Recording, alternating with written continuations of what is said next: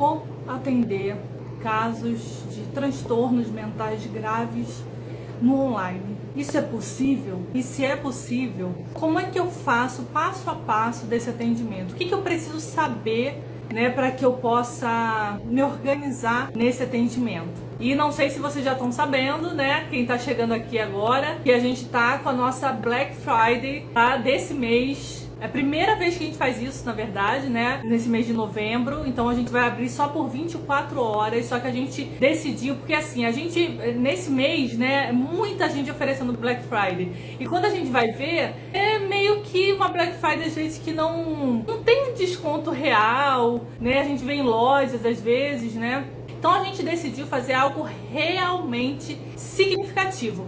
A gente, normalmente, quando a gente se propõe a fazer alguma coisa, quem já conhece a gente de Depressão 360 sabe que a gente não entra pra fazer alguma coisa assim de qualquer jeito. A gente gosta realmente de fazer algo, se presta a fazer algo verdadeiro. Se é uma Black Friday, tem que ser algo realmente diferenciado. Tem que ser algo que a pessoa fala assim, meu Deus, eu não posso perder, tá? Então, você que é psicólogo, quer ter segurança no passo a passo da sua prática, não quer mais ficar comprando um monte de cursinho, quem não quer mais fazer isso, então vem para o nosso programa de apoio, porque lá tem tudo que um psicólogo precisa para se sentir seguro na sua profissão. Então, gente, nosso tema de hoje, como eu já falei anteriormente, é sobre como atender pessoas com transtornos mentais graves. E a gente tem que entender que gravidade é essa, No online, No online a gente não pode atender questões de calamidade pública, Então, esse tipo de questão tem que ser presencialmente, Então a gente não pode atender uma pessoa que está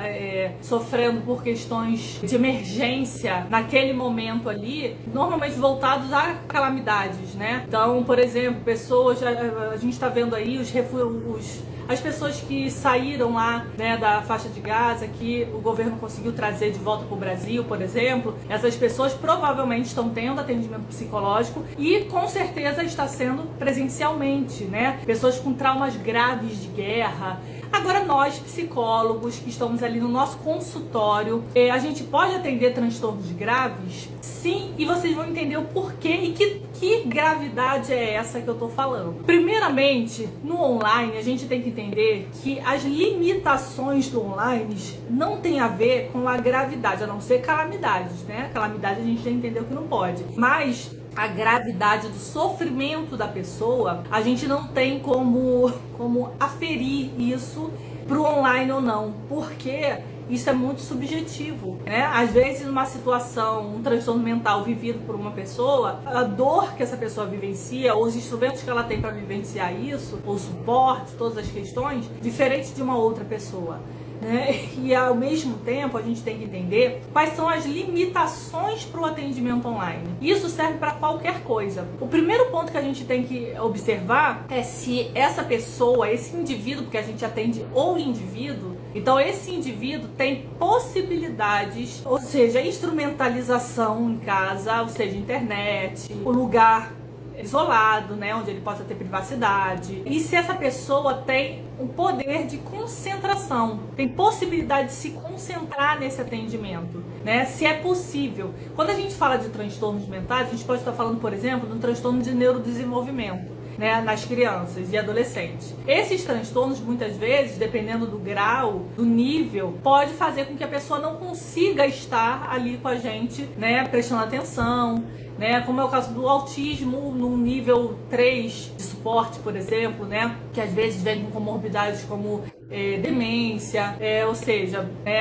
outras questões aí que podem vir, que podem dificultar muito essa comunicação no online, Crianças muito pequenas, ou pessoas que não tenham esse suporte da família, de crianças que precisam às vezes de um brinquedo, de algo para que a gente possa interagir, a mãe não está em casa, não tem ninguém, aí a pessoa que está com ela não dá esse suporte, não. Então esse tipo de atendimento não pode, tá? Então é importante que a gente entenda qual quais são as necessidades do online. O online é importante que a pessoa tenha um poder de concentração ali, que ela consiga ficar na frente de uma tela, que ela tenha um espaço que seja um espaço reservado, que tenha internet que dê para funcionar. Ou aquela internet que fica caindo toda hora, que fica falhando, não dá para ouvir, não é possível, porque aí atrapalha o desenvolvimento da sessão. Então são esses pontos que a gente tem que avaliar. E por que a gravidade em si não é levada em consideração? A gravidade relacionada ao seu sofrimento. Porque a gente não atende os sintomas em si, a gente atende o indivíduo. E olha como isso funciona. Vamos pensar aqui juntos. Imagina que você recebeu uma pessoa no seu consultório que está ali, né, falando que quer fazer uma psicoterapia, por exemplo, serviço de psicoterapia, né? E você começa a atender essa pessoa no serviço de psicoterapia dentro da sua abordagem. E essa pessoa, depois de um tempo de formação de vínculo e tudo mais, ela começa a falar que ela está sofrendo um nível de violência grave, ou ela tá com ideação suicida. Aí você pensa assim, caramba, eu tô no online, então eu tenho que parar esse atendimento, eu tenho que colocar ela, encaminhar ela para uma outra pessoa. Ou seja, não, gente, não. Ele é seu paciente, ele tem vínculo com você, tá construindo um processo de psicoterapia correto com você dentro do online, mas ele, depois de um tempo, você avaliou que ele tem um processo de adoecimento mais grave do que você viu logo no início. Até porque, como a gente não trabalha com o sintoma em si, então a pessoa chega ali, muitas vezes ela não vai relatar um sintoma, uma dor, como a gente vai no médico, né? No médico a gente vai porque os sintomas estão muito aparentes, porque ele trabalha com sintoma, né? Então ele vai medicar, eu não consigo dormir, então ele vai te medicar para que você possa dormir, ou te ajudar a dormir. Agora, quem vai lidar com as questões psíquicas daquele sofrimento, do porquê que a pessoa está ansiosa, do porquê que a pessoa não está conseguindo dormir, dos porquês psicológicos, né? Requer tempo de entendimento daquela pessoa, requer tempo da pessoa conseguir se abrir com você. Mas o que eu quero mostrar aqui, gente, que quando a gente vai atender um indivíduo, que é o nosso trabalho, é com a subjetividade daquele indivíduo, esse é nosso objeto de trabalho, objeto de estudo, de observação do psicólogo é a subjetividade. Não é simplesmente o comportamento, a mente, o inconsciente, não é simplesmente isso. É a subjetividade, é aquilo que mesmo tendo um inconsciente, mesmo tendo um processo cognitivo, mesmo tendo um processo fenomenológico, mesmo tendo um processo sistêmico, cada indivíduo vai vivenciar todo esse processo, todos esses conceitos de forma única, que é diferente de qualquer pessoa. Então aí é o ponto mais importante de observação do psicólogo,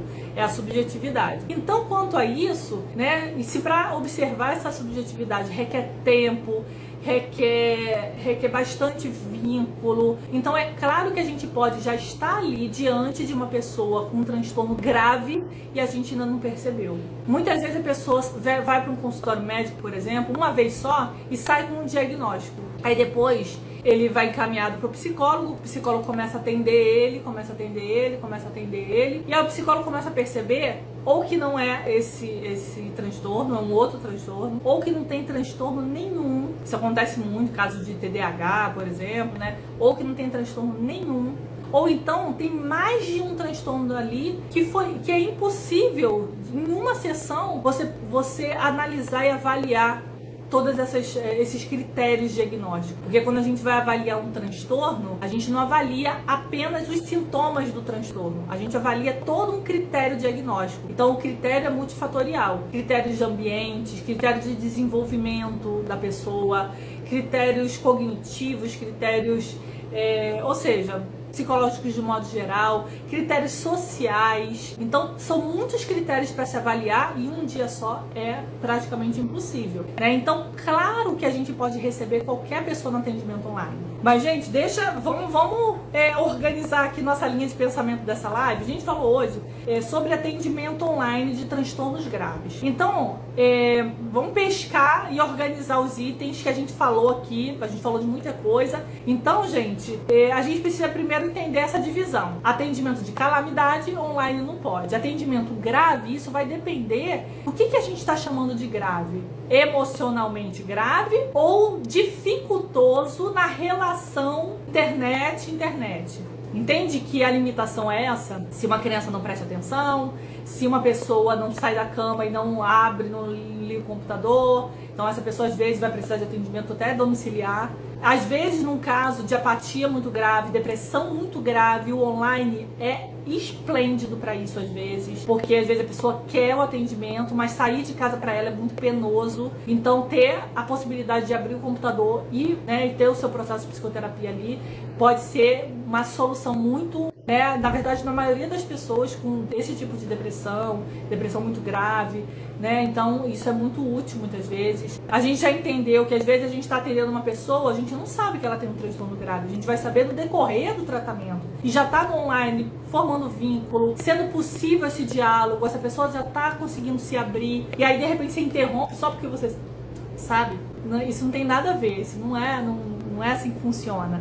Então você pode continuar atendendo. Uma pessoa com ideação suicida, sim, a gente não está falando de uma pessoa que está naquele momento se suicidando. Aí isso é uma questão de calamidade, Aí uma mãe liga para você para marcar um atendimento online com uma pessoa que está lá tentando. Não, aí tem que chamar um psicólogo para atender lá, se for o caso, ou já chamar para emergência, Então a gente tem várias normas técnicas de como lidar com situações específicas. Lá no curso vocês também têm isso, tá? Como lidar, como fazer notificação compulsória, como fazer encaminhamento, ou seja, o que eu tenho que fazer no momento de um problema grave como esse, uma tentativa de suicídio, uma ideação suicida. Quando alguém fala pra você que é suicidar, então tem os níveis, tem como avaliar, e tem como se proteger legalmente também, gente? A gente tem normas técnicas, se a gente segue direitinho, a gente precisa ficar com medo de atender essas pessoas, a gente só vai seguir os protocolos, Então, lá no curso vocês aprendem como que a gente vai fazer isso.